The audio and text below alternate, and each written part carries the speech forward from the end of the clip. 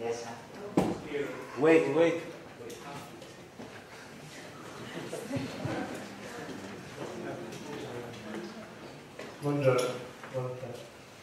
To clear the floor after the stickers. I mean, in the museum.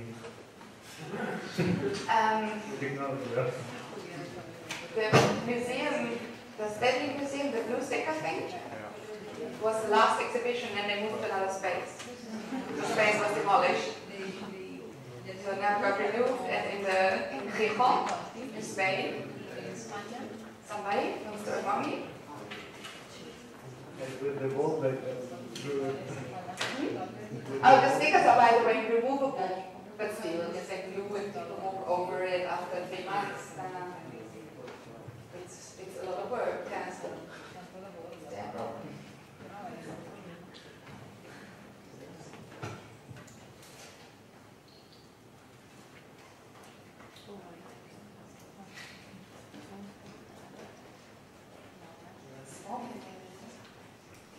It's funny, when you talk about restrictions, you also tend to do this. You say, I set restrictions and it's a rigid system. Yeah. And your whole design is always between freedom and restriction. Yeah. It's something we discuss sometimes. Okay. What about when you put restriction, yeah. On the other side someone says, I'm not free. So how do you feel this relationship between being free and working with restrictions? Which is basically... Exactly, I think it is really important to have restriction, because, I mean, that's obvious, because I work in that all the time. Because then you can engage with something. You need a frame, you need a border to engage with in order to be involved. And only then there's becoming this tension, or this quality that you're looking for. You know, if you this freedom, you can do whatever, then there's like floating, and there is nothing you can push against. Yeah? I mean, you can translate that on life, yeah? On all scales. So the tighter you are, the more exciting it is. And also sometimes we work with restrictions we're not even aware of, like any basic instrument we use, that's restrictions we are not. That is really important. No, exactly. It's important to be aware, to really look well at your environment. What are in fact the restrictions that are taken for granted? Maybe they are very interesting to thematize, or maybe they're interesting to work with, or yeah, that I think. Or for example, Illustrator. I have certain tools. I mean, why design without what you're given and not think of your own tools, for example? This is also a good thing, you know, that you say, oh, it's not possible because I don't have the right tool. Yeah, that's no excuse. Obviously. Just a basic programming. Huh? But just a little basic programming. Yeah, but there are so many ways to make things without being able to program. I cannot program. I mean, I understand the programming bit. I mean, the structures and the principles and all of things, but not a program, right? And how much do you work with your own tools, and how much with the standard design programs available? Yeah, I mean, I always work with standard design programs, but just for they're not making my design. I use them for, how to say, for example, I'm busy now with a catalog.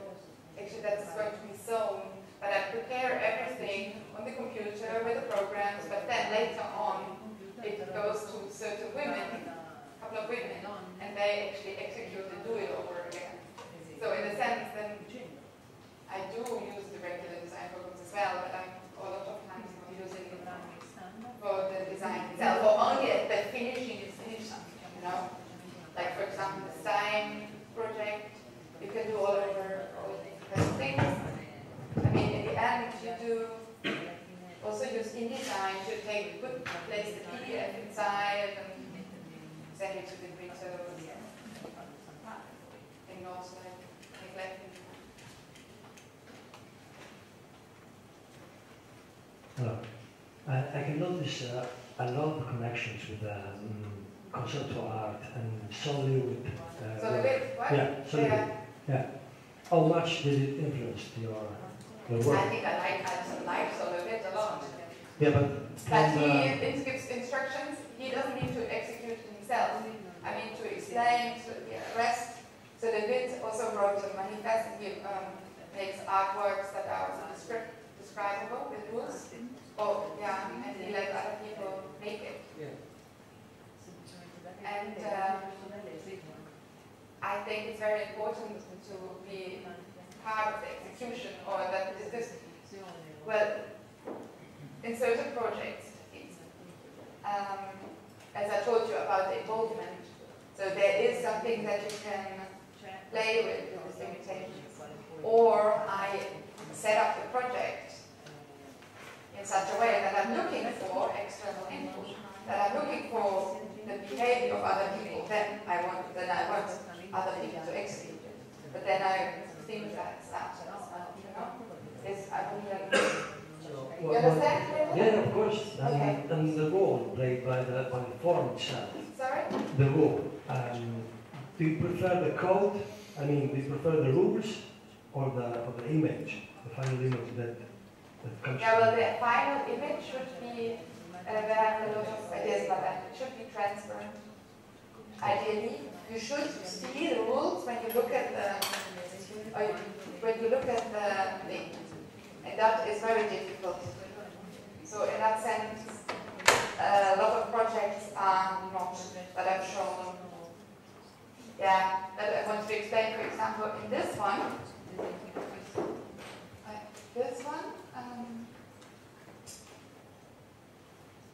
here.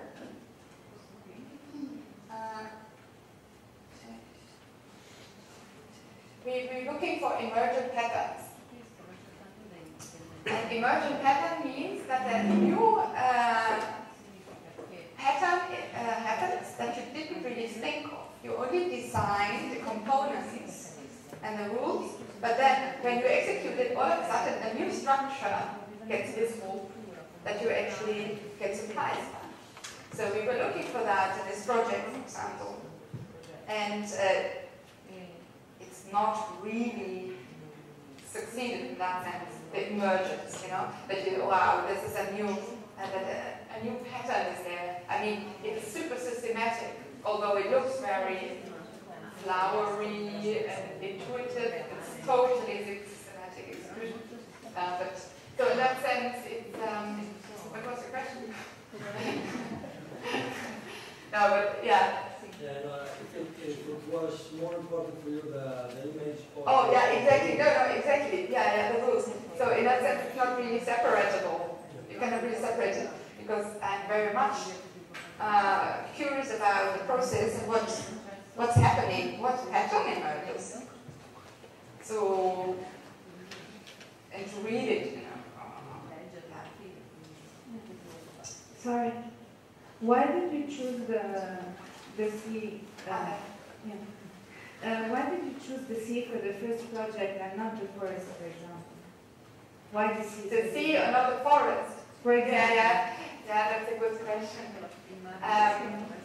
There are lots of times in all these projects it's intuitive. Because it seems a lot of things very objective, as it's almost like scientific research. But it's purely based on subjective decisions. Like I was interested, I mean Holland has almost no forest, but it has a lot of sea.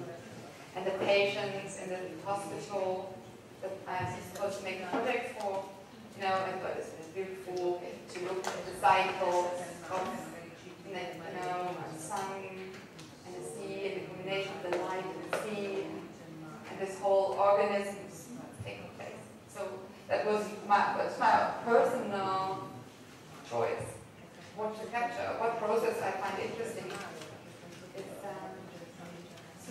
So there is no rule.